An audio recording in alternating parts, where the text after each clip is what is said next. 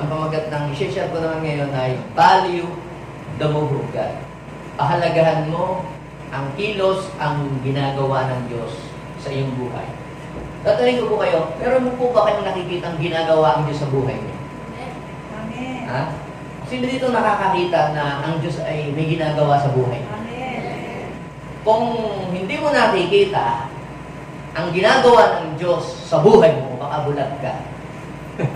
Yan. Hindi mo ba nakita yung araw? Hindi mo ba nalahap yung hangin? Kilos ng Diyos yan eh. Pero, yun ay very common na sa ating lahat. Ang sinasabi ko po sa atin na pagkilos ng Diyos, yung kakaiba, yung hindi mo pa nararanasan sa iyong buhay, yun ang ipaparanas sa iyo ng Diyos. Tatanungin ko kayo, this year 2023, meron ba kayong isang bagay o dalawa o marami, may mga bagay ba kayong naranasan na hindi ninyo naranasan noong mga nakaraang taon? So, ibig sabihin, may ginawa ang Diyos sa buhay nyo sa taong ito na bago. Hindi pare-parehas. Some of you nakapag-travel, some of you nakapag-work. Some of you nagamit kayo ng Panginoon, di naman dati. Some of you nakapagturo kayo. Some of you naka-experience kayo ng miracles. Mga bagong bagay. Pero next year, pag kinuwento nyo yun, mga bagay na yon, wala nang magiging masaya. Bakit? Kumbaga sa pagkain, ipanis na yun. Ano po ibig kong sabihin? Si Lord, kapag siya gumawa ng mga bagay, yung mga bagay na yun ay hindi pa nangyayari sa iyong buhay. Sabihin mo sa iyong katabi, may gagawin si Lord ng mga bagay na hindi mo pa nararanasan, ipaparanas sa iyo ng Lord. So, bakit po sinasabi na dapat ma-develop sa atin yung attitude of expectancy? Sapagkat ang mga tao pong nag-expect, excited yung mga yan. Ang mga taong nag-expect, nananampalataya. Kaya kita nyo yung mga taong walang kahit sa excitement, hindi nag-expect na ang kanilang buhay ay aanga. Hindi sila nag-expect na sila ay magiging maayos ang buhay. Pero yung mga nag-expect, actually, yung ina-expect natin, wala pa naman sa atin eh. Di pa nga natin nahahawakan eh. Di pa nga natin nakikita. Pero may word ang Panginoon. Hindi pa nakikita ng mata, hindi pa naririnig ng tenga ang inihanda ng Diyos sa mga umiibig sa Kanya. Mayroon ba ako kausap dito umiibig kay Lord? Kumanda ka, may inihanda ng Diyos. Okay, basahin po natin ang story sa Bible sa 2 Kings chapter 4, verse 1 hanggang verse 7. Minsan, ang asawa ng isang propeta ay lumapit kay Eliseo. Sinabi niya, hindi po kailan sa inyo na ang asawa ko ay namuhay nang may takot kay Yahweh hanggang sa mamatay. Ngayon po, ang dalawa kong anak na lalaki ay ibig alilain ng isa sa mga pinagkakautangan namin. Ano ang may tutulong ko sa iyo? Tanong ni Eliseo. Ano bang natitira mo pang ari-arian? Wala po, maliban sa isang boteng langis. Sagot niya. Sinabi ni Eliseo, libutin mo ang iyong mga kapitbahay. Nanghiram ka ng basyong sisidlan ng langis hanggat mayroon kang mahihiram. Pagkatapos magkulong kayo mag-ina sa inyong bahay at lahat ng sisidlang na hiram mo'y punuin mo ng langis mula sa iyong bote. Gayon nga ang kanyang ginawa. Pagdating ng bahay, nagkulong silang mag-iina at isa-isang nilagyan ng langis ang sisidlang iniaabot sa kanya ng kanyang mga anak. Hindi alam ng ina na puno ng lahat, kaya sinabi niya, abutan pa ninyo ako. Puno na pong lahat, sagot ng kanyang mga anak, at tumigil na ang tulo ng langis. Pumunta siya kay Eliseo at isinalaysay ang nangyari. Sinabi nito sa babae, ipagbili mo ang langis at bayaran mo ang iyong mga utang. Ang matitira ay gamitin ninyong mag-ina.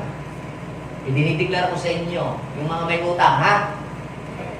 This year, coming year, hindi lang kayo makababayan, may matitira pa. Ay, so sobra. Ang dami pa lang may utang dito. Ano? Wala pa. Joke lang. Okay. So, ano pong ibig kong sabihin? Itong binasa ko po sa inyong story, this is a real story na nangyari sa buhay po ng isang babaeng asawa ng propeta na meron po silang 2 anak. Ito pong binasa ko po sa inyong kwento ay true to life story. Isa pong babae na nakaranas ng pagkilos ng Diyos sa buhay nila. Na itong babaeng ito, kanya pong pamilya ay talagang namatayan ka na nga. Tapos, ang dami pang naniningil. No? Ewan ko baga naman, at itong propetang ito, eh hindi man lang kumuha ng insurance. Kaya nung namatay, namumroblema yung mga naiwanan. Alam niyo, pagka daw ang isang tao ay naka-insure, dahil mga matatanda na, pag-aagawan niya ng mga anak. Sa amin na si daddy, sa amin, ako mag-aalaga, ako na. Yan, pag-aagawan kayo, mga mag-aalaga sa inyo. Yan. Pero pag wala kayong insurance, magtatabuyan kayo. Gusto niyo? Ito namatay, hindi pala naka-insure. Kaya yun, nabaw sa utang. Kung naka-insure sana, di walang utang. Masaya pa ang buhay. So, the point is this, mga kapatid. Ang lungkot ng nangyari doon sa babae yun. She's in a difficult situation. She's in a hopeless situation kasi yung kanya pong anak, dahil wala po silang maibayad, siguro nagkasakit, daming nagastos sa pagpapagamot. Tapos namatay pa, dahil pang nagastos sa pagpapalibig. Tapos nagpakain pa doon sa mga naglamay. Daming gastos. Yun ang nangyari. Ang magiging bayad, yung anak. So imagine nyo po, napaka-worse ng situation ng babaeng yun. Pero ang hindi niya alam, meron palang matinding pagkilos na gagawin ng Diyos sa kanyang buhay. Kaya ako ay naniniwala, if you are in a difficult situation today, if you are in a hopeless situation, hindi mo na alam kung paano ka makakaalis sa sitwasyong yan, or you are in a negative situation, o ikaw ay na-down, di mo alam kung paano ka makakatindig, I am telling you, kung paano yung babaeng yun ay may ginawa si Lord na maganda, ganun din ang mangyayari sa iyo. Sapagkat yung Diyos na kumilos sa buhay ng babaeng yun, yun din yung Diyos na ating pinag-uusapan ngayon. He is the God of Israel, the creator of the heaven and the earth. Yung babae, nag-ask po siya ng advice sa isa pong lingkod ng Diyos. Ang pangalan po ay si Elisha. Siya po ay pumunta doon. Mabuti naman at doon siya napunta. No? Alam niyo po, blessing, yung ikaw ay nasa gitna ng pagsubok o problema, ikaw ay i-lead or i-guide ng Lord sa right person na makapagdadirect sa iyo para makita mo ang liwanag. Yung iba, hindi naman lahat nagiging maganda ang buhay, lalo pang nagiging worse. Kasi maling tao, maling lugar ang napupuntahan. Yung mga dating doon ng buhay na napunta sa church, ngayon, bless ang kanilang buhay, congratulations sa inyo. Nag-lead kayo sa tama. Pero hindi lahat ay gano'n, Yung iba, down ng buhay, pero yung hindi napupunta sa church, lalong ang buhay ay naging desirable. So, you are blessed. Pagpasalamat natin kay Lord dahil i-guide tayo ng Panginoon sa church at nakita natin ang liwanag. At nalaman natin kung anong gagawin natin sa ating buhay. So, yan ay masasabi po natin isa pong blessing. Ang pagkakilala sa Diyos ay isang napakalaking blessing sa buhay ng isang tao. Now, ito pong binasa ko sa inyo na kwento, nung lumapit yung babae doon kay Eliseo, ay naka-receive siya ng clear direction from God. At nung siya po ay gawin niya yung ipinapagawa siya sa kanya ng Panginoon, pansin po ninyo ang nangyari sa buhay niya. Nabaliktad yung sitwasyon ng kanyang buhay. From poverty to prosperity. Mula sa pagka-down ng buhay, inangat ng Diyos ang buhay niya. At dati baon sa utang, nakabayad sa utang. So naranasan ng babaeng yun ang kasaganahan. So, dito natin masasabi na yung move ni Lord has a different form. Ha? Kung ang kailangan ng babaeng yun ay healing, tiyak, gumaling yun. Yan lang, hindi naman, wala namang sakit eh. Ang kanyang problema, financial problem. Iba-iba ang ating problema. Ang iba po, ang problema nyo, paano pag-aaralin ang anak nyo. Pero naniniwala kayo, pag nag-move si Lord, pwedeng magbigay ng scholarship ang Diyos sa inyong anak. Yun yung solution ng Diyos. The impossible will become possible kapag si Lord ay nagkumilos. Ngayon, mga kapatid, ito yan. Tayo, nakakaranas tayo ng pagkilos ng Diyos. Kasi dito ang gusto niya pagkilos ng Diyos sa buhay niya, ituloy-tuloy. Kasi dito ang gusto niya yung one shot lang. Yung isang beses lang na kumilos ng Lord, tapos na. Hindi lang po yun ang ating ina-expect sa Diyos. Ang ating dinidesire ay ang Panginoon ay patuloy siyang kumilos. Ibig sabihin, patuloy siyang may gawin pa sa buhay natin. Kaya lang, nasa sa iyo yun kung ayaw mo na. Kung okay na sa iyo ang ganyan.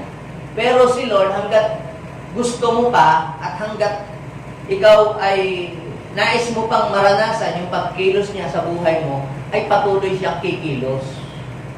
Kaya pataas yan ang pataas eh. Yung pagkilos ng Diyos sa atin eh. Patindihan ng patindi. Ha? Ngayon, dapat nating i-value yung pagkilos ng Diyos na yan na ginagawa niya sa buhay natin. Why? Because everything that is not valued or everything that is not valued will be lost. Lahat ng bagay na hindi natin pinapahalagahan, yan ay mawawala. Yan man ay pera, yan man ay mga taong mga tumutulong sa iyo, o yan man ay trabaho, o yan man ay good health, o kagalingan. Kapag hindi mo binalyo ang mga yan, pwedeng mawala yan, maglaho, na parang Buddha. Siguro naka-encounter na kayo ng mga taong ganda ng buhay, ganda ng takbo, and all of a sudden, biglang natapos yung karir. Paangat pa lang, biglang nawala na sa momentum. Yung success, biglang nawala. Biglang unti-unti na siyang namamayagpag, biglang parang naglaho. Ba't parang hindi natuloy? Ang tawag dyan ay abortion, spiritual abortion. Na-abort yung blessing. Ang ganda na, may breakthrough na, biglang naglaho. Anong nangyari? Ba't ganun biglang nawala? Sometimes, dahil nga po hindi prepare yung tao doon sa mga pagkilos na ginagawa ng Panginoon, kaya minsan yung mga ginagawa ng Lord sa buhay nila ay na-abort. At ngayon, ang purpose ng message ko na ito na ibabahagi sa inyo ay upang kapag nakita nyo ang pagkilos ng Diyos sa buhay nyo, sa pamilya nyo, sa ministry po natin, sa career ninyo, ay hindi ma-abort o hindi mahinto, kundi maging tuloy-tuloy. Sino dito yung gusto niyang kilos ni Lord tuloy-tuloy? Habang nabubuhay siya, kumikilos si Lord. Nakikita maganda. Now, pag-usapan po natin, from this story, I will share to you 5 important things that can help us para hindi maputol, para hindi mahinto, o para hindi matigil yung magandang bagay na ginagawa ng Diyos sa buhay natin. So, are you ready? So, what shall we do to experience a continuous move of God in our lives? So, number 1 thing that we can learn in this story is keep your hands away from sin. So, kinakailangan, pag ang Diyos pala ay kumikilos sa buhay mo, kinakailangan natin umiwas. Umiwas tayo sa mga kasalanan ng mundong ito. So, pag ang Diyos po ay kumilos, mga kapatid, at meron ng momentum na ginagawa ang Diyos na pagkilos sa ating buhay, kinakailangan ingatan natin ang sarili sapagkat the devil are trying or want to stop the hope of God in your life. Gusto niyang mahinto. Ayaw niyang mangyari yung plano ng Diyos sa buhay mo. Kaya ang gagawin niya, ikaw ay itetem, ikaw ay guguluhin niya. So gusto niyang wasakin ang iyong buhay. Pero nasa sayo na, nasa sa atin, ang pagdidesisyon. Anong gusto natin? Magtuloy-tuloy ang kilos ng Diyos sa buhay natin? O matigil na yung magandang bagay na ginagawa ng Diyos sa buhay natin? So sabi ng Bible, nasa sa atin ang pagpili. Sabi ni John Wesley, ang ibon daw ay hindi mo may iwasan na dumapo sa iyong ulo. Pero, you can avoid them to build nest in your head. Ano bang ibig sabihin? Pag kayo po, magsasaing kayo, o magluluto sa kusina, hindi po pwedeng hindi madudumihan ang inyong mga kamay, di ba? Pero kapag nadudumihan po ba ang inyong kamay, nililinis niyo po ba o hindi? So, dapat nilinisin din natin. So, when we say keep your hands, or we should keep our hands away from sin, hindi siguro maiiwasan ng tao. Kahit ako, kahit sino man sa atin. Eh, hindi tayo magkasala kahit sa loob ng isang linggo. Oo, nagagalit doon sa pusa eh. May pusa sa bahay namin, nikakain ako, kinain yung ulam, tinakbo. Nagalit ako. Nagkasala tuloy ako. Ay, hagis ko yung pusa. Pero sabi ng Panginoon, ha? Kung magkasala man kayo, sabi na Ephesians chapter 4, verse 25 and 26, iwasan ninyong kayo ay magkasala. Agad ninyong pawinin ang galit sa inyong puso at huwag ninyong bigyan ng pagkakataon ang diablo na makapagwasap sa inyo. So, ibig sabihin, nagkamali ka, huwag mo nang palubugin ang araw, huwag mo nang hintayin isang linggo, isang taon, o isang buwan, o 5 taon, then tsaka ka magre-repent. Kung na-realize mo na ikaw ay nagkamali sa Panginoon, mali yung naging decision mo sa buhay, mag-repent ka agad. May agad ang tawad sa Panginoon. Linisin mo ang iyong mga kamay. Sabi po sa 2 King, chapter 4, verse 1, minsan, ang asawa ng isa sa mga propeta ay lumapit kay Eliseo at sinabi niya, hindi po kaila sa inyo na ang asawa ko'y namuhay na may takot sa Diyos hanggang sa mamatay. So, para tayo ay makaiwas pala sa kasalanan, ang makakatulong sa atin para tayo ay makaiwas o makalayo sa kasalanan ay yung magkaroon tayo ng reverential fear of the Lord. Pag sinabing reverential fear, meron kang takot. Hindi lang kay Mrs. Takot sa Diyos. Pwedeng hindi ka kita ni Mrs., pero si Lord ay nakatingin sa iyo. Pwedeng walang CCTV doon sa opisina o sa cashier, walang nakatingin. Pero alam mo na ang Diyos ay nakatingin sa iyo. Kaya hindi ka mahumupit. Yun ang ibig kong sabihin, na may fear of the Lord. Kahit hindi nakatingin ang nanay mo, malayo pa sa inyong bahay, alam mo na mayroong nakatingin sa iyo, ang Panginoon.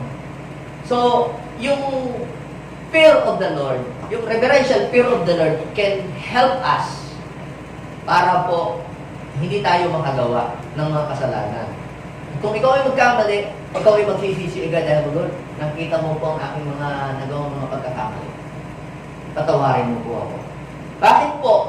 Dahil ang kasalanan, yan po ang pumapatay sa pagkilos ng Diyos.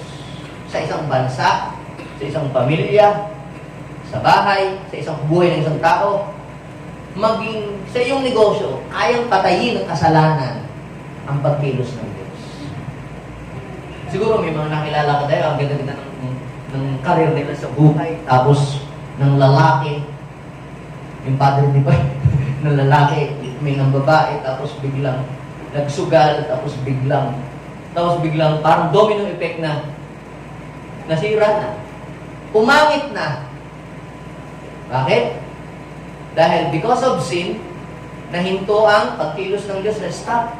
Tapos sino na ang kumilos? Nagkaroon na ng curse, nagkaroon maraming mga sakit-sakit, nagkandamalas-malas na ang buhay. Now, the devil is moving. Ang kumikilos na, ang kaaway na, hindi na ang Diyos. Pero kapag ka mayroong fear of the Lord, nakita niyo po ang mga tao na papalapit sa Diyos, na nai-love kay Lord, nagiging prayerful, nagiging palabasan ng Bible, naging maganda din nalabas sa bibig, dati na may hindi, dati puro sumpa ang nalabas sa bibig, puro lang mura, puro bigla ngayon may pagpupuri na sa Diyos. No, may kumikilos ang Diyos. Dati naman nun, ang aking anak, pagkasabi ko, magamit kayo sa Panginoon, ayaw. Gusto ko nang pasuro, ayaw ko nang ganun eh. Gusto ko sa kanila mismo manggaling, na hindi ko ako'y tatay, pastor, dapat. Gusto ko manggaling sa kanila eh. Lumalaki na sila na magdidesisyonan sa kanilang sarili. Ano po ginagawa ko? Ako'y nananalangin ko. Kung paano nyo kung ako'y hinipo, nung ako'y bata, ipuin ko rin aking mga anak. Hanggang sa isang araw, nagugustuhan nilang mag-serve na sa Panginoon.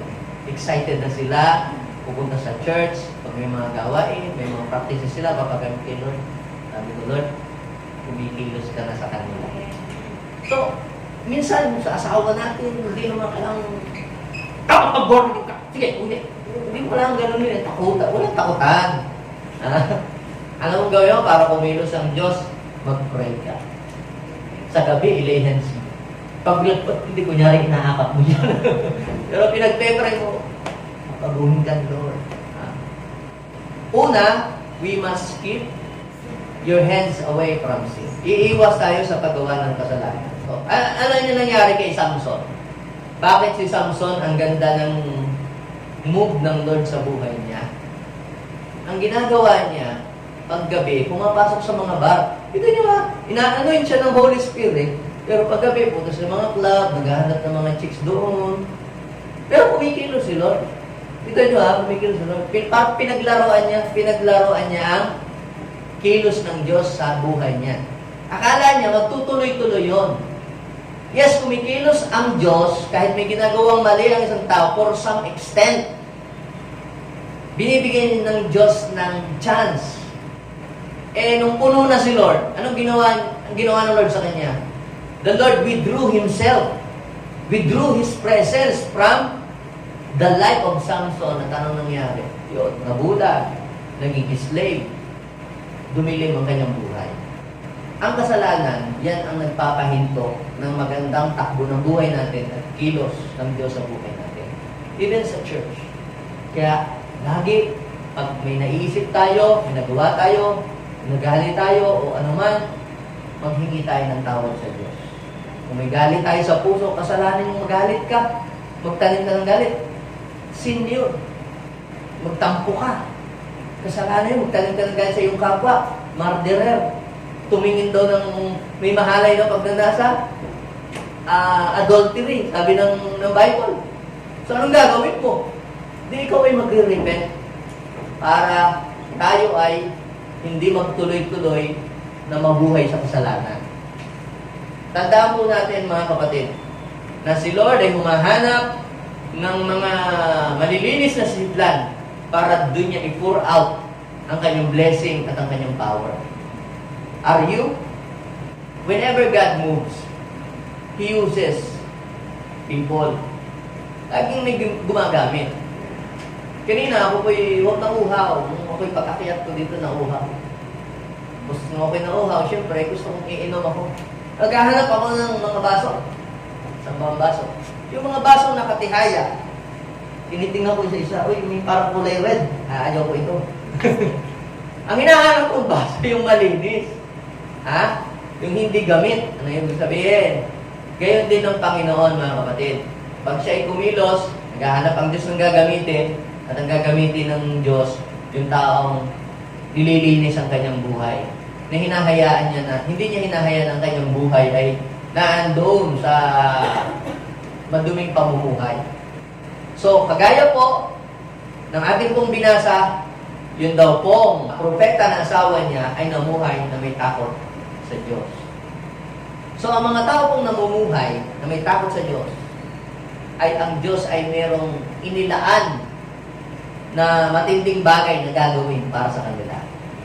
Now, pangalawa, ito, have a heart that fully obedient to God.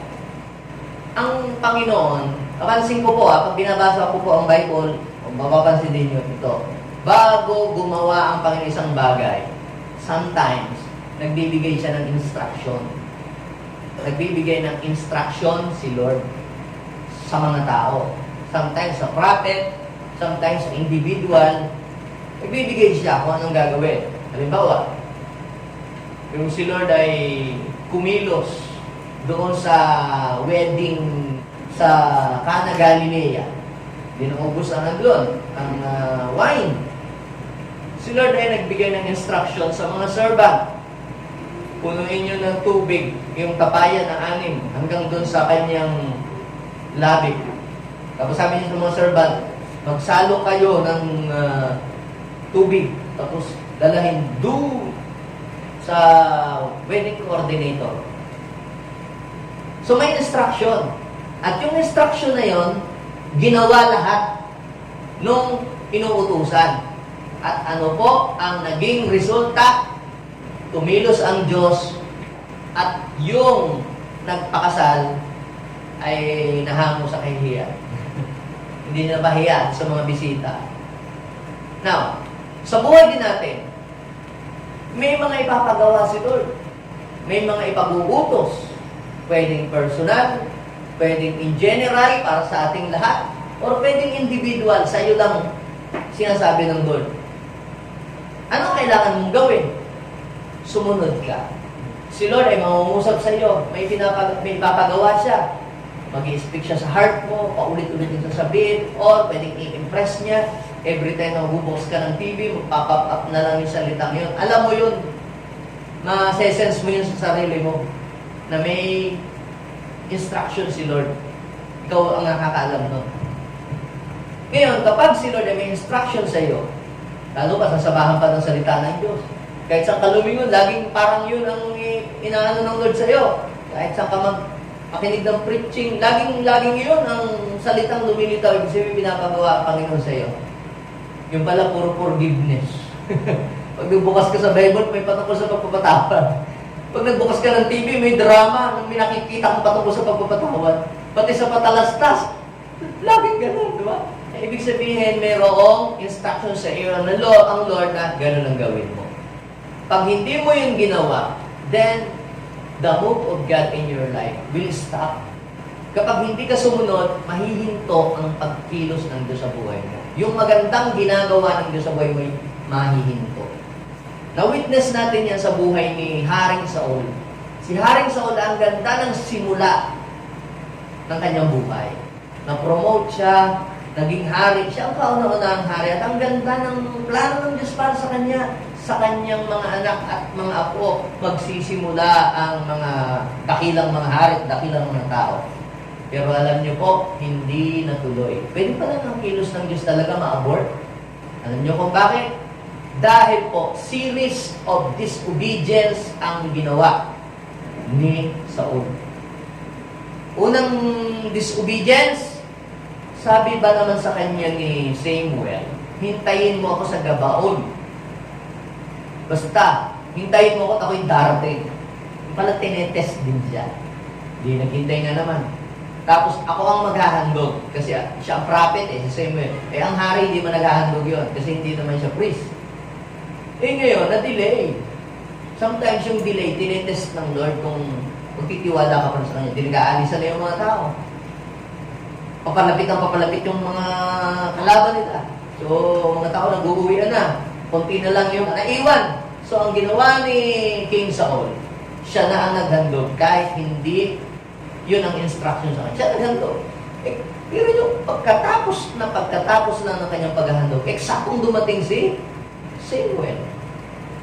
Tinesya lamang pala ni Lord kung siya'y susunod o hindi.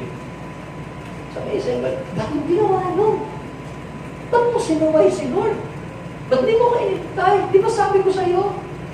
Ganito, hintayin mo at ako'y darating. Hindi niya sinunod. Sayang, sabi ni Samuel, sa'yo sana magmumula ang lahat ng mga magiging hari sa bansang Israel. Ay dahil hindi mo sinunod ang Panginoon, the Lord will choose a man after His own heart na yung handang susunod. Okay, hindi naman siya nag-repent. Tapos the following days, may instruction na naman si Lord. Lusubin mo ang mga Amalekites. Magtatagumpayin kita. Ubusin mo sila, sunugin nyo ang lahat ng kalamang kampo. Pati ang lahat ng kalamang kayamanan. Kasi may mga Persian, mga sumpa. Ano bang ginawa nila? Hindi po sinunog. Iniuwi yung mga ginto, yung mga cursed object. Pati yung mga Diyos-Diyosan, iniuwi. Pati yung mga chicks, iniuwi. Ang pinatay lang mga payat na kambing at mga tupa. Pero inuwi yung mga malulusog. Ang sabi ng Lord, patayin si King Agag. Pero anong ginawa ni Saul? Hindi. Iniuwi. Tapos sabi niya kay Samuel, sinunod ko si Lord. Sabi naman ni Samuel, hindi. Pinaririnig ako mga atungan ng hayop dyan sa bahay. Iaalay ko yung kay Lord. Nagpapalusot pa, di ba, minsan? Nagpalusot, hindi, pang-alay ko yung kay Lord. Ano sabi sa kanya ng Panginoon? Sa 1 Samuel chapter 15, verse 21 hanggang 23. Sa akala mo ba magugustuhan ng Panginoon ng mga handog niya? Yung pagsuway sa kanya ay parang mangkukulang. Sing sama ng pangkukulang at pagsamba sa Diyos-Diyosan. So sabi ni Samuel, obedience is better than sacrifice. Hindi ako makaka-attend ng linggo. Di ba, ako naman yung nag-iikaw po. So ano po ibig sabihin? Sa Diyos mahalaga ang pagsunod. Sabi nun, mag-attend ka at mag-worship sa akin. Nagiging kalugod-lugod lamang ang ating mga handog at mga alay sa Diyos kasi yung naghandog ay sumunod sa instruction. Okay. So, sa 2 King chapter 4, verse 5, di ba, ganito ang nangyari. Humingi ng counsel o counseling yung babae kay Elisha. Akala siguro papautangin siya. Hindi na niya alam, si Elisha wala rin. No. Pero alam niyo po, binalik sa kanya yung tanong. May tutulong ko sa'yo. Ano bang natitirang pang ari-arian? Ano bang meron ka? Minsan, no? Yung ating mga gifts and talents, parang naniniglect na natin pag tayo ay may mga problema, may mga pagsubok, kapag tayo ay down, no? Parang nakakalimut tayo. Parang ang bababa ng tingnan sa ating sarili. Kailangan natin ng taong magbubukas ng ilaw para makita natin yung mga bagay na hindi natin nakikita. Tika muna. Meron pa nga ba ako isang boting lang sa bahay na puno yun. Gawin mo, buwi ka sa inyo. Manghiram ka ng basyo sa iyong mga kapitbahay. Manghiram ka as many as you can sa mga kabarangay as far as you can. Hanggat may hiram ka. Tumawid ka sa kabilang ilog, kabilang barangay, manghiram ka. Bilhin mo sa iyong katabi, pag mag-business ka at kulang pa sa puhunan, manghiram ka muna ng lamesa, ng kasiroma. Tsaka ka na lamang muna bumili pag may pambili ka na. Hiram-hiram muna. Hiram-hiram ka muna ng uwa. Bigyan mo na lang ng commission yung hiraman mo. Okay? So, manghiram ka. Tapos, magkulong kayo, mag-ina doon sa inyong bahay. At mula doon sa isang boteng langis, salina mo ng salina, ng salina, ng salina. Yung mga boteng walang laman. Yung mga empty jar. The point is this, para bagang ang weird nung ibinapagawang yun. Kung gagamitin po ninyo, ay ang sarili ninyong analysis, hunalysis. Yung isang bote, paano niya malalagyan lahat ng mga sisidlang maraming laman? Isang bote lamang yun. Ang weird, di ba? Siguro ba, baliw? Nakita na po ba kayo ng baliw? Maliligo ako sa dagat. Tapos nangangawil. Yung ba nasa timba, nangangawil. Ang weird yung ipinapagawa, wala sa iyong bote, salina ninyo lahat. Kung ikaw ang nag-iisip ka, paano maiilagay yung isang bote doon sa maraming mga bote? Pero alam niyo po ang ginawa? Hindi na lang siya nag-question pa. Sinunod niya na lang yung instruction. Kung ito'y sa Panginoon, may magiging magandang resulta ito. Sumunod siya. At ano po ang naging resulta? Mga kapatid, kumilos po ang Diyos. Yung isang boteng langis, biglang tuloy-tuloy na dumaloy. Tuloy-tuloy. Kaya sabihin mo sa iyong katabi, pag sumusunod ka, tuloy-tuloy ang kilos ng Diyos. Tuloy-tuloy ang pouring out ng kanyang blessing. Ano lamang ang kailangan mo? Kailangan mong maging bukas ka. Parang ikaw yung sisidla na bukas. Kita ninyo, hanggang tayo ay nauuhaw sa Diyos. Halimbawa, ganito, Lord, gusto ko pa, marami pa akong gusto kong malaman. Lord, dami ko pa kong hindi alam. Tuloy-tuloy yung kaalaman, tuloy-tuloy yung gagawin ng Diyos na pagpapakilala sa atin. Pero pag sinabi mo na, ay, alam ko na yan, piniplis ni Pastor, ako, ilang beses kong nabasa yan. Titigil na ang Diyos magbigay sa iyo ng kapahayagan. Titigil na ang Diyos na mangusap sa iyo ng mga bagong bagay. Bakit? Alam mo na pala yan. Kaya sabi ni Paul, kahit marami ka ng alam, magpanggap kang wala ka pang alam para lalo pang dagdagan ka pa. Hanggat yung dinidesire na inaamin sa iyong sarili, Lord, kulang pa ako. I am empty. Tuloy-tuloy. Pero pag sinabi mo na, Lord, that is enough. Tama na po ito. Then, the Lord will stop. Pero hanggat gusto mo, si Lord, tuloy-tuloy nakikilos sa buhay. Pero pag ayaw mo na, God will stop and He will search another at doon siya kikilos. Ha? Kaya dapat, Lord, tuloy-tuloy po ang inyong pagkilos dapat sa buhay ko. Gamitin mo po ako, Panginoon. Tuloy-tuloy. Sabihin mo sa iyong katabi, dapat tuloy-tuloy. Sabihin mo nga sa iyong katabi, kung gusto mong ang blessing ng Diyos sa iyo ay tuloy-tuloy, dapat ikaw ay magpatuloy. Patuloy ka kay Lord. Sabihin ko sa inyo, yung mga nagpatuloy sa Panginoon, hirap ang buhay po ng mga yan dati. Yung nag-start kami dito, I'm telling you, ang mga buhay po nila, hirap. Pero, in good times or in bad times, tuloy-tuloy sila, umulat, umarap, tumuloy-tuloy, naglilingkod. Ngayon, ang kanilang buhay, hindi nakagaya ng dati. Their lives become a great testimony doon sa mga bago pa lamang na dumating. Maaaring hindi agad ikaw ay biglang kumilos agad ang Panginoon sa iyong kagaya na hinintay nila. Pero nagtuloy-tuloy lang sila. Sabi mo, ito mga ito nag-stop, na-miss nila ang ganitong katinding bagay na ginagawa ng Diyos. Amen? Kaya sabi ko siya, tuloy lang tayo, maglingkod. Kahit walang pera, wala pang 13 months. Meron na yata, no? Wala pa yung mga blessing. Tuloy-tuloy lang. In due time. In due time. You will reap harvest if you do not give up. Sabi ng Galatians chapter 6, verse 9. Kita niyo yung mga nagtuloy-tuloy din sa trabaho. Na-regular din eh. Ayun, may nainip. Ayun. Nag-resign na agad. Yung pala, naka-ready na pala. Mariregular na sa trabaho. Ay nainip. So, ano nangyari? Na-miss nila. Yung ganong pagkilos ng Diyos sa kanilang buhay. Sometimes, kailangan mong hintayin yung pagkilos ng Diyos. At ako'y naniniwala na hindi nabibigo ang mga taong naghihintay sa Kanya. Okay? So, isa pa po na ating matututunan dito, para tuloy-tuloy yung pagkilos ng Diyos. Number 1 ay, keep your hands away from sin. Pangalawa ay, have a heart that fully obedient to God. Sumunod ka sa pinapagawa ng Panginoon. Ako sumusunod na sa pinapagawa ng Panginoon. Makikita ko, ginagawa si Lord.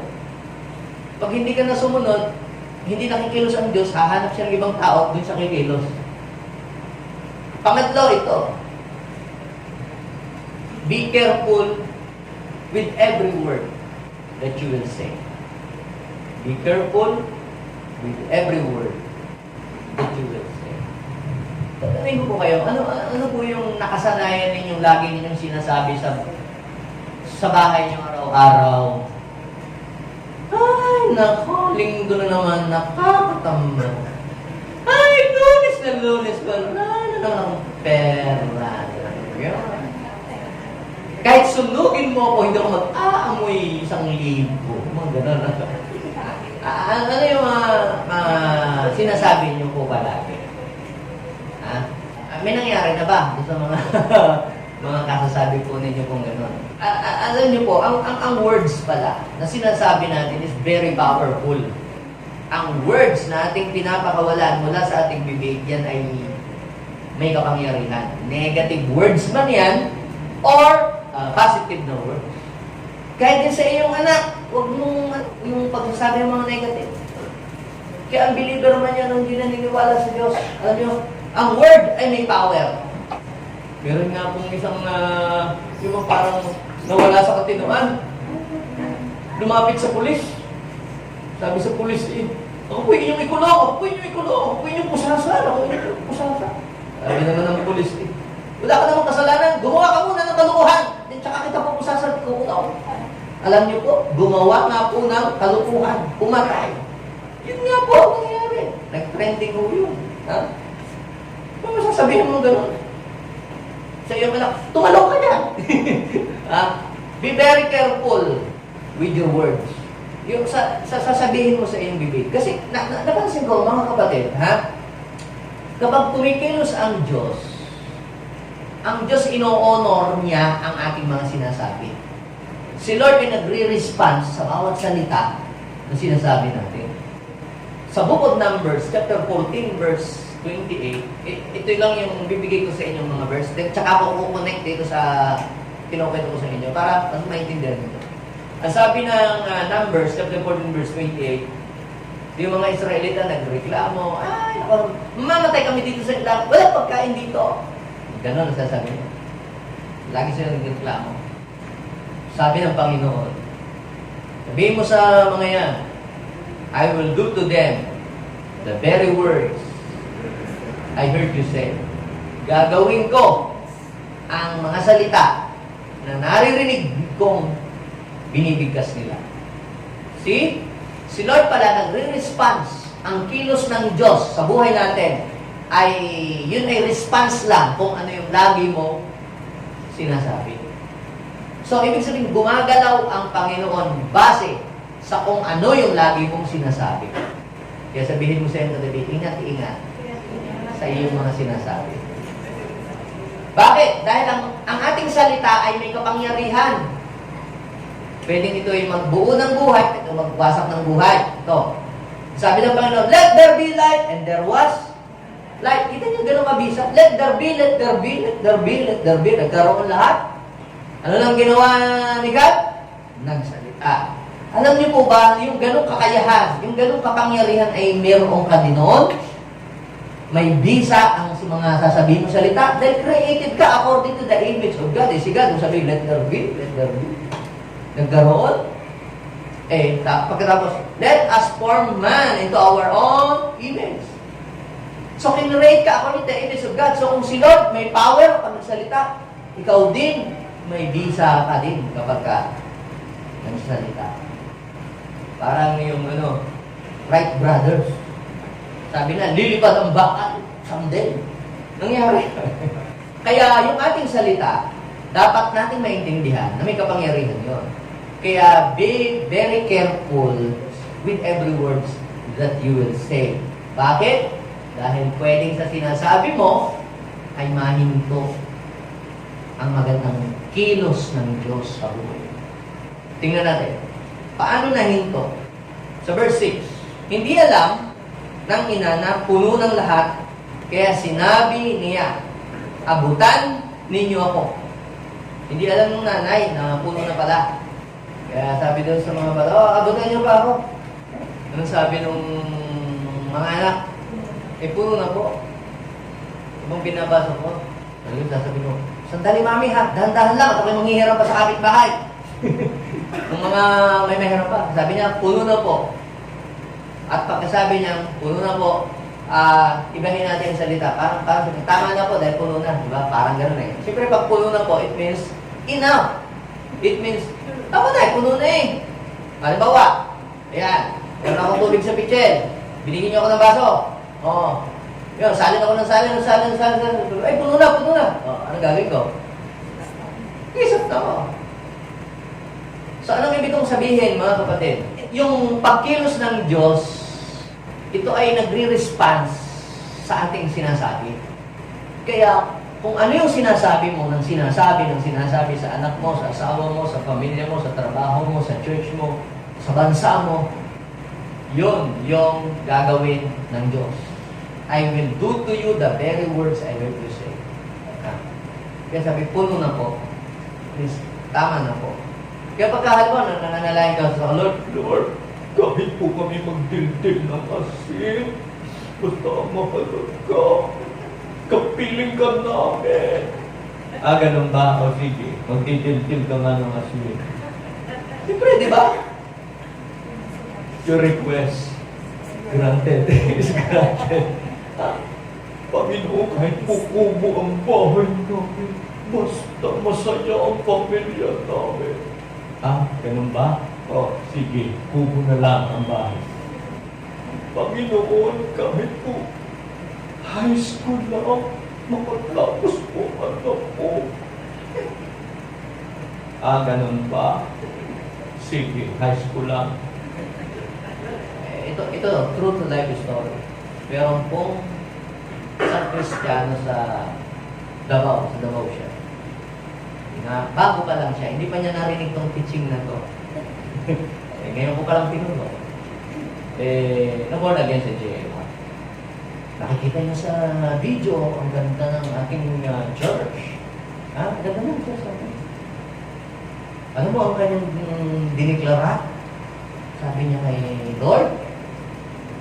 So sinabi niya ito naman, Lord, pag ako po'y nakatungtong sa mega church, pwede na po akong mawala sa mundo. Nakarating nga sa mega church. Pagkarating doon sa mega church, kinabukasan, kinuha na nga ni Lord. Kaya sabihin mo sa iyong katabi, be very, very careful with every word that you will say. Bakit? Ito sabi, gagawin ko ang naririnig ko na salitang sinasabi ninyo. Si Lord, basunurin sa iyo. Kaya sabihin mo sa iyong katabi, mula ngayon, yung mga magagandang bagay na gusto mong mangyari sa buhay mo, yun ang iyong laging idideklara na mangyayari. Lord, makakatapos ang aking mga anak, hahaba pa ang aking buhay. Ganun, aangat ang buhay namin, Lord. Makakabayad kami sa utang. Magmumultiply ang aming mga churches.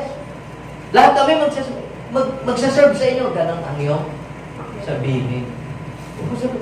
Lord, basta po may kinakain po kami 3 times a day. Okay na po yun. Akala mo ikaw ay banal at very humble. Hindi. Ikaw ay selfish. Imagine mo kung prayer mo lang kay Lord, Lord, basta may 3 times, kumakain mo 3 times a day. Paano yung apo mo, yung anak mo? Yung mga mahal mo sa buhay, kung ang iyo lamang tatanggapin ay yung kinakain mo 3 times a day, hindi ka na makakatulong sa kapwa. At hindi ka rin makapag-aakay ng kaluluwa sa Panginoon. Pag gano'n ang thinking mo, kaya sabihin mo sa iyo katabi, mula ngayon, magsasalita na rin lang tayo, yung mga malalaking bagay na ang ating sasabihin. Amen? Lord, magbibigay ka na rin lang ng pagpapala. Ibuhos mo na kung marami, para marami din po akong matulungan, para marami po akong maisama sa church. Lord, bibigyan lang ako ng sasakyan. Huwag yung e-bike, yung van, Panginoon, para maisakay kong buong pamilya, papunta kami sa church. Maisama ko. Sabihin mo sa iyong katabi, gagawin ni Lord yan. Ha? Lord, kahit po maliit na negosyo, bigyan mo po siya. Naniniwala ka bang malaki ang Diyos? Kung malaki ang Diyos, at naniniwala kang malaki ang Diyos, lakihan mo na ang iyong mga dinideklara. Bakit? Gagawin din naman ng Panginoon Nagdeklara ka ng maliit, gagawin ni Lord. Magdeklara ka na ng malaki, gagawin din ni Lord. Di lakihan mo na. Amen? Huwag kang, hindi ko mamanage. Kapatid, pag binigyan ka ng Panginoon ng isang malaking bagay, bibigyan ka din ng Lord ng ability para mamanage yun. Amen? Palakpan natin si Lord. Sabihin mo sa kapatid, huwag kang matakot. Alam mo yung nagdideklara, Lord, bibigyan niyo po ako, tama na po, yung motor lang po. Baka po ako mapalayo po sa inyo. Yung po ay takot. Prayer ng takot. Kaya sabihin mo siya, huwag kang matakot. Pag i-bless ka ni Lord, hindi ka naman iiwanan nun sasamahan ka na So, una, kailangan ang ating mga kamay ay ilayo natin sa pagkakasala. Pangalawa, Kailangan po ang ating puso'y maging masunurin at kailangan maging maingat tayo sa mga sinasabi natin dahil yung mga sinasabi natin pwedeng ma-abort ang kilos ng Diyos sa mga salitang mga sinasabi natin. And last, ito. Be thankful for all that God has done. Maging matuto ka magpasalamat.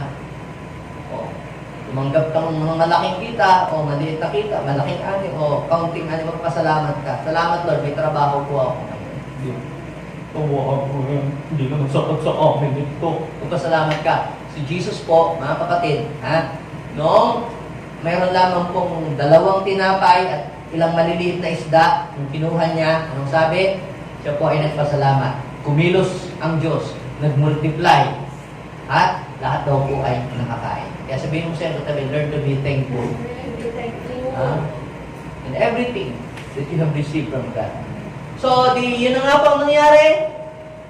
Naganap yung sinabi ng prophet, mula doon sa bote ng langis, sinalina yung mga walang laman. Pero alam niyo po, bumalik siya doon sa propeta na nagpay sa kanya.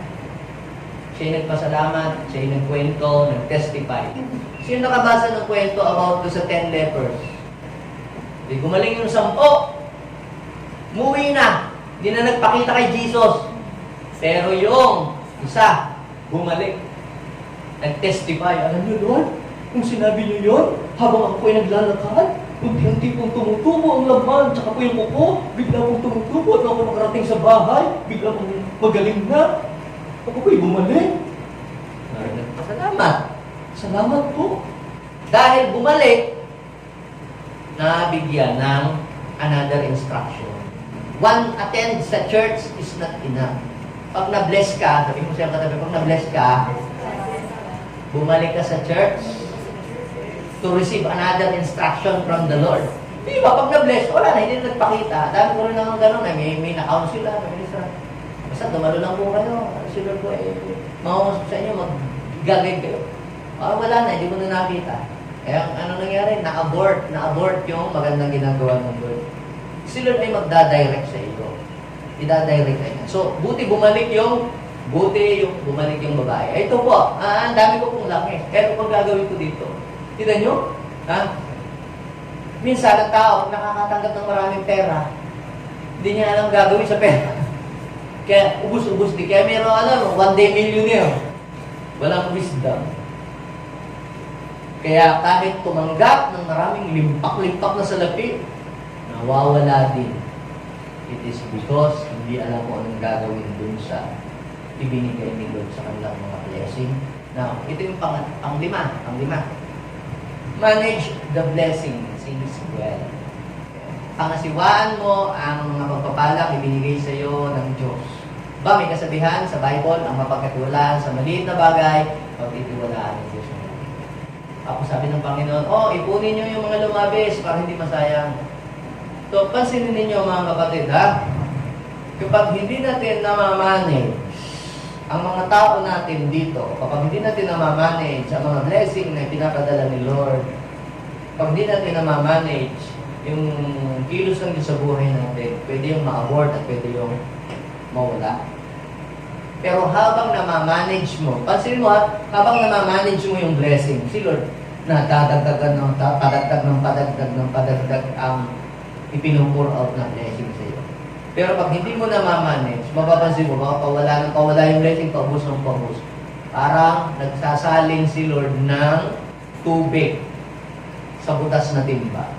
Kaya pag si Lord ay nag-pour out ng blessing, kinakailangan nating ma-manage ito ng maayos. Dahil hindi natatapos doon sa ikaw ay binuhusan ng Diyos ng pagpapala. Kinakailangan yung pagpapalang yun ay ma-manage natin ng ayos. At titingnan ng Diyos kung paano mo i-manage yung unang ibinigay sa iyo niya. At doon niya ibabase kung ikaw ba ay karapat dapat pang bigyan ng marami o hanggang doon na lang. Nakita nila pag bigles ka. Hindi naman ako ibinibigay para sa akin. So, hindi ko na siya i-bless. Hahanap si Lord ng iba na kanyang i-bless. Meron nga pong mag-ina. Lumipat sila po ng bahay sa isang apartment. So, pag-ipat po nila ng apartment, Ang bait ng kapitbahay. Laging nagbibigay ng spaghetti. Pag nagluluto ng spaghetti, binibigyan sila. Adobo, binibigyan lagi sila. Tapos napansin niya, pagkalipas ng mga 6 na buwan na hindi na nagbibigay, tuloy-tuloy na hindi na po sila binibigyan. Tapos isang araw, naglalaro yung anak niya sa bahay nila, kasama yung anak ng kapitbahay na nagbibigay ng mga pagkain. Itinanong niya. Sabi niya, bakit si mami mo? Nung una kaming dumating dito, bigay siya ng bigay ng mga pagkain, ng mga pansit, adobo, kakanin. Bakit yung mga nakaraang linggo, hindi na nagbibigay hanggang ngayon? Sumagot yung bata. Kasi sabi po ni mami, hindi daw po kayo nagbabalik ng sisidlan. Sabihin ko sa'yo katabi, pag binigyan ka ni Lord, pag binless ka ni Lord, huwag mong kalimutan ibalik ang lalagyan. Amen? Ay, wala na pa nang mapaglagyan si Lord. Ha? So, sometimes, God is testing us. Pag ikaw ba ibinless ng Panginoon, babalik ka ba sa Kanya para pasalamatan siya at i-offer mo yung best gift sa Kanya? So, ano pong ibig kong sabihin mga kapatid? Ang pagmamanage. Ang pagmamanage ito. Ganito ang ginagawa namin, pagmamanage. Hindi, you cannot give something what you don't have. Hindi ka makapagbibigay sa Diyos kung hindi ka binigyan ng Diyos. So, ang lahat ng tinatanggap natin, 100% yan, galing lahat yan sa Diyos.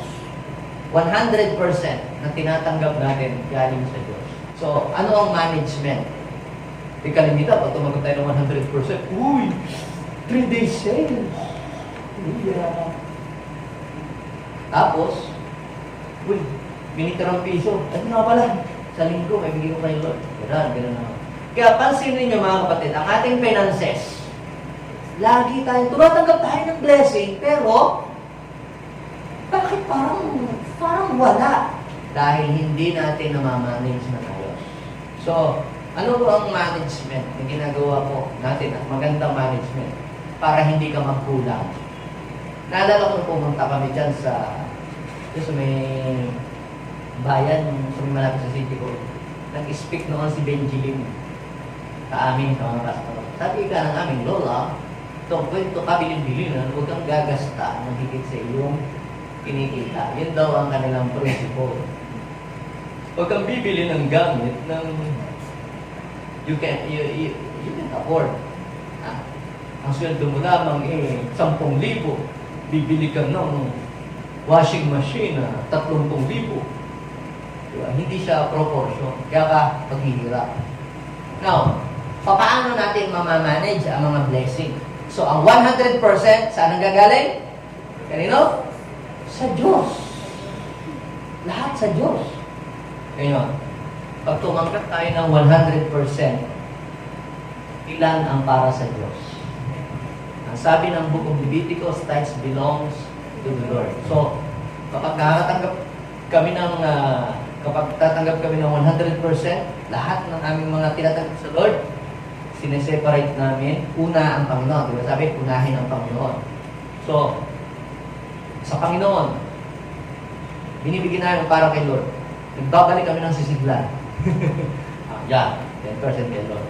So, ngayon, meron pang natitirang 90%. Yung 20%, aalisin ulit namin yun. That is our savings. So, 10% kay Lord, 20% savings. Basta, kung hindi mo pa kaya, dahil marami kang binabayaran, gawin mo muna ng 10% savings. Hanggang sa maging 50. Yan ay 10-20 principle. Now, paano yan? Di 17% na lang ang matitira sa lahat ng aking kinikita. Doon ka lang mamuhay sa 70%. Pag tumanggap ka na ng 100%, mamuhay ka lamang sa 70% ng iyong kinikita. Pilitin mo. Kung dadama sa Jollibee, huwag ka na lang yun. Pag may naamoy kang mabango, tatak! Kailangan mamuhay lang ako sa 70% na ang tinataka. Kung Kung hindi, maghihirap ako. Kinakailangan bawas-bawas ako at pagmamamay. Iirisin ko po ng mga lasata at mga... Ganon. Kailangan mamuhay ako sa 70%. Mapapansin mo, kapag ikaw ay namuhay sa 70%, magugulat ka, hindi ka na magkukulang. Eh, kasi tayo tumatanggap 100%, namumuhay tayo 200%, 150%. Lord, utang muna ha. Hindi muna ako. Sige anak, uutangin ko rin muna yung bibless ko sa inyo ha. Tayo rin ang nagbibigay. Tayo rin ang nag-hold ng ating blessing. Kasi pag nagbibigay ka sa Panginoon, parang tatanim for another great harvest that will come in your life. Try this. Hindi ko naman sasabihin ito sa inyo kung hindi nangyari ito sa amin. So, mga kapatid, sabihin siyempre, pumunta ka. Sa pagkilos ng Diyos, kailangan mong ihanda ang sisidlan. Ngayon, anong lesson dito? Basahin po natin ito, 2 Kings chapter 4 verse 7. Pumunta siya kay Eliseo, isinalaysay ang nangyari. Sinabi nito sa kanya, ipagbili mo ang langis. Kaya, alam nyo, nasaan? Ang wealth, nasa sales. Sabihin mo siya, magbenta ka. Nang kung ano. Sabihin mo sa'yo katabi, magbenta ka. Benta mo yung mga basura sa inyo. Benta mo na yung aso mo, pusa mo. Nasa sales. Ang blessing. Sabihin mo sa'yo katabi, magbenta tayo. Magbenta kayo ng bangaw. Wala, mister nyo, ibenta nyo. Joke lang dyan, cut yan. Joke lang yan. Ibenta mo, ipagbili mo. At bayaran mo ang iyong utang. Ganito po yan. Prioritize your debt. Kaya kapag ikaw talaga, baong ka sa utang, wala mo nang meltihan, wala mo nang anuman, priority mo nang makabayad. Hindi mo, selfie pa. Nakikita ng mga pinagkakautangan mo, inis na inis sa'yo, pa, Starbucks pa, hindi mo binagunara. Kami 3 naman lang, samantalang siya. Diba, inis na inis. Kine-crush ka tuloy. Diba? Kaya, alam nyo, ang tunay na mayaman, yung walang utang. Nakakatulog ka ng mapayapa. So, unahin mo kung meron ka. Bakit? Kasi hanggang hindi mo binabayaran ang yung mga credit card, hanggang hindi mo binabayaran yung mga nag-i-interest. This year, yan ang ating maging goal sa buhay natin. Mabura ang lahat ng mga utang natin. Amen? Mabubura. Sabihin natin, mabubura. Alam nyo, yung para mabura ang utang, hindi mo, Lord, in Jesus' name, I rebuke yung utang. Hindi. Bayaran mo pagka nagkapera ka. Kahit hulugan. Kahit mag-in Jesus name ka nang mag-in Jesus name, rebuke mo ng rebuke. Yung utang hindi malalayas. Madadagdagan kayo, lalo na kung nag-utang ka sa Bombay, sa lending. Interest yun, kaya rebuke mo ng in Jesus name. The best remedy that you can do. Kaya no, ikaw ay mag-step. Lumaka ng step, hakbang, para mabayaran mo. O kahit pa unti-unti, hanggang sa inyo matapos. At pag yun ay natapos na, huwag nang paulit-ulit para ikaw ay makalaya. Amen? Kasumpa ng pagkautang. Bakit? Dahil ito ang deklarasyon sa atin ng Panginoon na hindi na ikaw ang mangungutang, ikaw na ang magpapautang. Eh, paano naman, Pastor, yan? Hindi na kami makakainom ng kape sa Starbucks. Hindi na kami makapag-JJ ko diyan. Naibayad na namin lahat. Huwag kang mag-alala.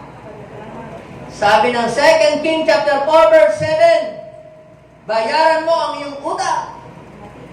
Ang matitira ay gamitin ninyo mag-ina. Sabihin mo siya, may matitira dyan.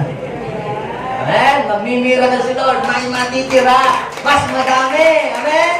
So, tayo lahat ay tumayo. Deklaran natin, Lord, maraming matitira.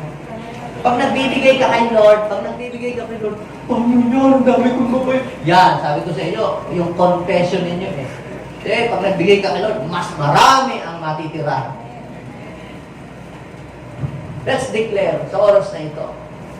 Panginoon, ang inyong salita, yung nangyari sa babaeng iyon, Lord, yung kilos na ginawa sa babaeng iyon, gagawin mo din yan sa buhay ko. Abba, Father, I pray in Jesus' name. we are expecting for your great and mighty move this year 2024 in our lives. Lord, hayaan mo po itong Christmas season will become a season of preparation for us. Lord, kami po ay tumutulog sa iyo. Lumapit tayo sa Diyos. Kung dati tayo binigyan ng Diyos ng maraming blessing, talagang sobra-sobra ang dumadating sa ating mga blessing, sa ating mga kamay. Tapos hindi natin ito na-manage ng ayos. Hindi natin na-handle ng ayos. Hindi natin alam kung paano ito na-manage. Humingi muna tayo ng tawad kay Lord. Baka tayo pinuhusan na ng Diyos dati ng blessing. Baka pinuhusan ka na dati noon ni Lord ng blessing. Tapos ang ginawa mo, pinambisyo mo, pinangsugal mo. Tapos ikaw ay naghirap ang buhay. Tapos nagtataka ka, bakit humihingi naman ako kay Lord, pero ba't ako hindi binibigyan ni Lord? Baka kailangan muna nating ihingi ng tawad. Yung first wave ng blessing na hindi natin na-handle, baka kailangan ihingi muna natin ng tawad yung mga mismanagement na nagawa natin. Si Lord po'y madaling magpatawad. Hindi siya nanunumpa. Kailangan lang makalaya tayo dun sa bondage na nag-hold sa buhay natin. Sige. Umamin tayo sa Panginoon. Lahat tayo.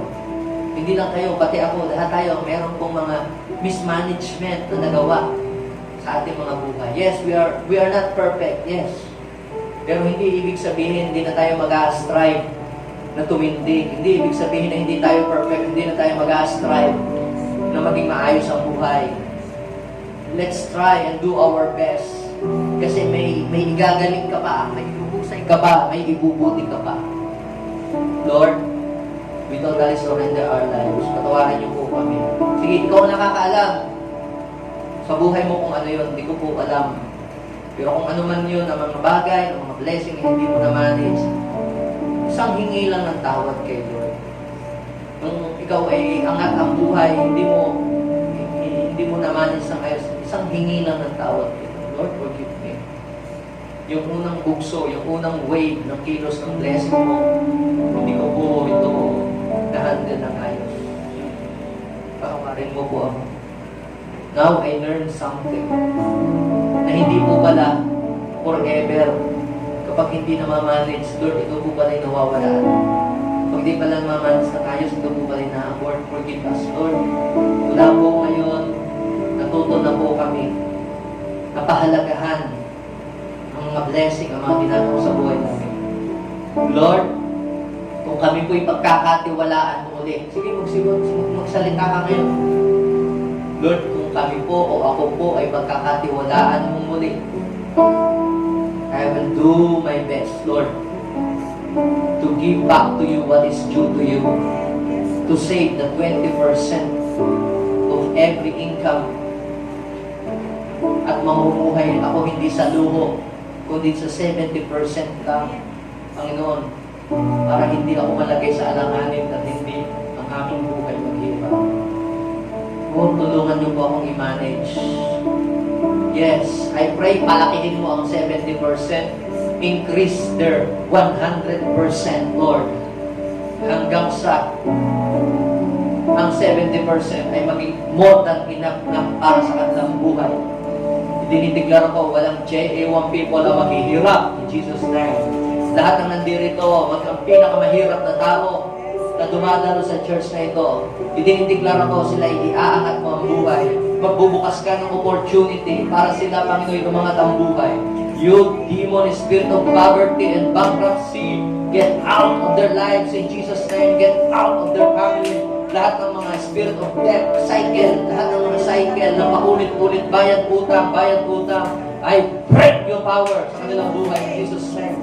I destroy the power of poverty and bankruptcy in Jesus' name. At ang lahat ng iyong mga anak ay makawala at makalaya sa espiritu ng pagkakautang in Jesus' name. At sila'y makatulog ng mapayapa, Panginoon. Ngayon taong ito, Lord, ang goal nila, mabura ang lahat ng pagkaalipin sa utang at mababaligtad ang sitwasyon. Sila na ang magtutulong at magpapahiram. Bless these people, bless this family, O God. Tuloy-tuloy sila na maglilingkod sa inyo. God, let the blessing of Abraham flow to your people. In Jesus' name, in Jesus' name. Ngayon, magdeklara po naman kayo, magdeklara kayo kung ano ang gusto ninyong mangyari.